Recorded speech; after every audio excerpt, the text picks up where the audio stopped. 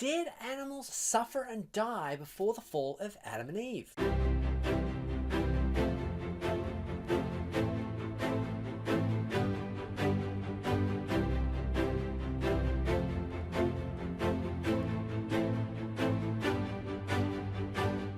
In part 1, we looked at some pretty graphic examples of suffering in the animal kingdom. Now, if you haven't watched that video, then I would recommend that you go back now and look at it, as it provides context for the scriptural support that we're going to have in this video.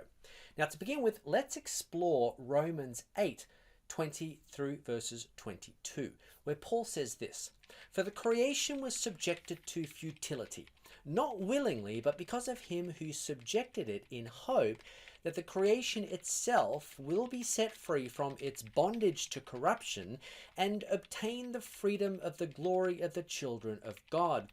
For we know that the whole creation has been groaning together in the pains of childbirth until now."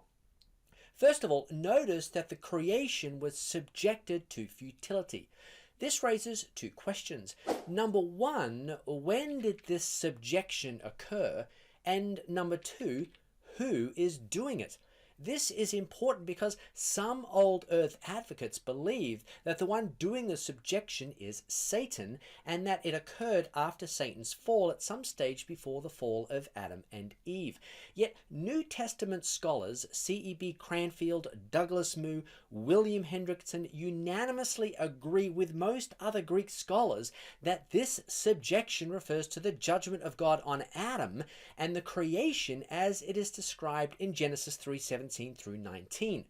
As an example, C.E.B. Cranfield says, "There is little doubt that Paul has in mind the judgment related in Genesis 3:17 through 19, which includes the words, 'Cursed is the ground for thy sake.'" And Douglas Moo, he says this: "Adam did not subject it, nor did Satan, whatever his role in the fall, subject creation. Paul must be referring to God, who alone had the right and the power to condemn all of creation to frustration because of human sin." Many old earth advocates believe that God and not Satan is in fact the one doing the subjection, but they reject its association with the fall of Adam and Eve in Genesis 3. They contend that God must have subjected the creation to futility at the beginning of creation, billions of years before the creation of Adam and Eve. And this is because old earth advocates believe that almost all of the fossil record, which is really a record of intense suffering and death, predates Adam and Eve by billions of years. But this interpretation cannot be supported by the context of Romans 8:18 through 22. Notice that Paul says that the creation was subjected to futility. This word conveys the idea of aimlessness, vanity, or to lack purpose. Greek New Testament scholar C.E.B. Cranfield says this: "But the simplest and most straightforward interpretation would seem to be to take futility here in the word's basic sense as denoting the ineffectiveness of that which does not attain its goal, and to understand Paul's meaning to be that the subhuman creation has been subjected to the frustration of not being able to properly fulfill the purpose of its existence."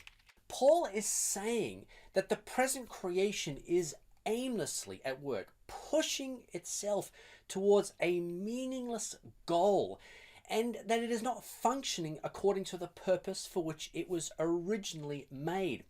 And if that is the case, and it is, then how can old earth advocates square this up with God's words in Genesis 1:31, where God says this: "God saw all that he had made, and it was very good. And there was evening and there was morning the sixth day." God calls his creation very good precisely because at the end of the sixth creative day, it is functioning properly and it is on a meaningful trajectory. Futility is completely absent. Yet futility is not the only word Paul uses to describe the present created order. He goes on to say that creation itself will be set free from its bondage to corruption, that it will obtain freedom, and that it has been groaning together in the pains of childbirth. These are powerful words and can in no way, shape, or form be squared with Genesis 1:31's very good. Now, some old earth advocates attempt to interpret the words very good by appealing to the benefits of suffering and death. Hugh Ross, for example, says this: "It is this selectivity, speaking of the killing of the injured, aged, and infant animals, that helps to enhance the health, robustness, and population of prey species." He also says this abundant and delicate balance of diverse species has killed many animals and thus enriched Earth's crust with quadrillions of tons of valuable biodeposits, limestone, marble, coal, oil, natural gas, gypsum, etc. Yet, hear this, and this is really, really important. One's interpretation of what very good means, it can't be derived from one's experience with nature. It must come from the Bible first. And then and only then can we use nature as an analogy. Using the scriptures as our ultimate authority, we find that Paul categorically uses the words futility, bondage, corruption, groaning, pains, and freedom in antithesis to the words very good found in Genesis. And this means that very good must be the opposite of futility, bondage, corruption, groaning, pains, and freedom. Once we concede to the scriptures on this point, we must conclude with Paul that the natural world has been completely, radically, and utterly changed. The pain and suffering that we see in nature thus becomes a powerful picture of just how broken, and in fact without Christ, how utterly absurd the world really is.